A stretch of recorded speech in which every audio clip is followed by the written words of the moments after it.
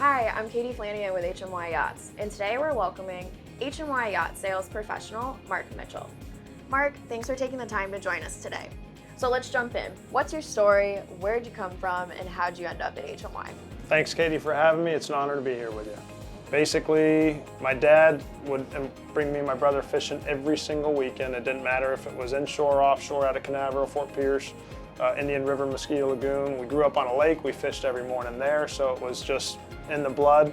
We grew up on a smaller boat, 16, 18 footers. As you get older, you look at these big sport fishing boats and, man, wonder if I can get on one of those someday.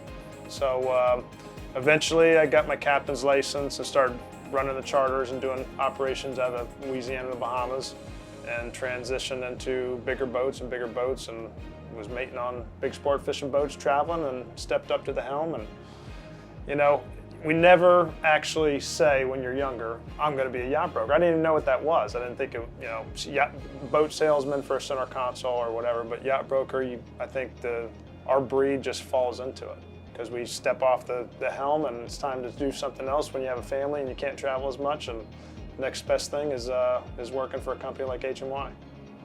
What led me to HMY was back in 2007, I was working for a smaller brokerage firm, and it was just a tough time to sell a boat with the economy the way it was, and a handful of people that I knew that were brokers had transitioned to different companies, a couple at HMY, and they basically put in a good word for me with Steve, and we got a hold of each other, and that was in late 2009, and the rest is history. I've been with HMY ever since. You mentioned Louisiana. How is the fishery in Louisiana? Unbelievable. We started off in the early 2000s with a good friend of mine that he just wanted to start fishing there, and had a 30-foot center console, and we got going, and we'd go out and you start basically 60 miles fishing the rigs, live baiting, trolling at first. There's no one out there. Back then, there's more people now, but back then it was a crowd if you saw two boats on an overnight trip. So back then we didn't really know what we were doing and how to fish it. We learned it pretty quick because it's so fish abundant there. But the tuna fishing, the marlin fishing, wahoo fishing was unreal, and then we, on the way back in, catch all the grouper and snapper you wanted and be stopping on a fish box on the way home. You started your career as a mate in the Bahamas and Louisiana, moved on to get your captain's license, transitioned into a full-time captain, traveled the world to various fishing destinations, and then transitioned into a broker. Where did you get to travel?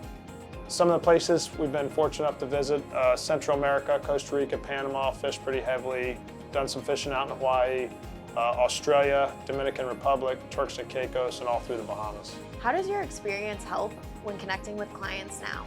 Traveling the different destinations that I have in the background gives me, opportunity to talk to different sport fish guys about those locations and the fishing, and also I got a lot of cruising customers, and being able to talk to them about the destinations and what to expect and where to go and kind of the neat places to hit.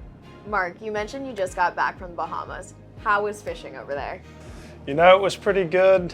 Overall, I would say we had a good group of guys, including my dad on the boat. We did 2 tournaments. We fished the Walker's Cay Invitational, and then we went to the Abaco Blue Marlin Classic. It was slow for us during Walker's, but we made it up in the Abacos and caught some blue marlin, and ended up in second place release category.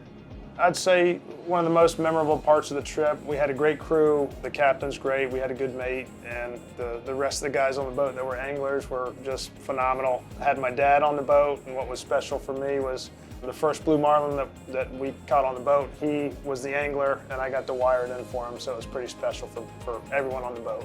You mentioned Walker's Cay. Can you tell us about your experience? Yeah, Walker's is really coming along. We fished the first tournament last year.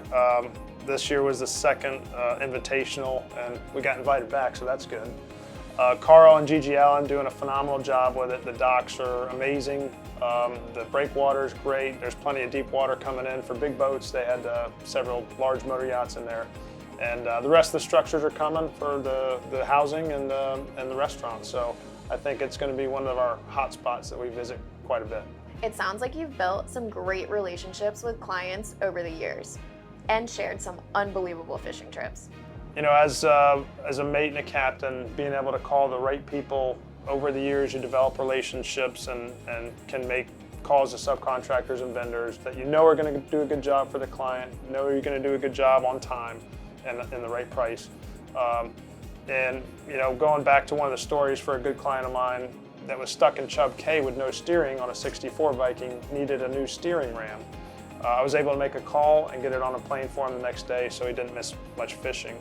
And going back to the relationship side of things, I love putting people together that I know will get along together, and I've put so many people and clients of mine with other clients, and it's neat to watch them kind of combine their fishing trips and fish with each other. And we've even been to Australia a few times with one client that met a handful of my friends over here, and same thing. We get invited to Australia and do a big trip over there. So it's been pretty rewarding for me in that fact.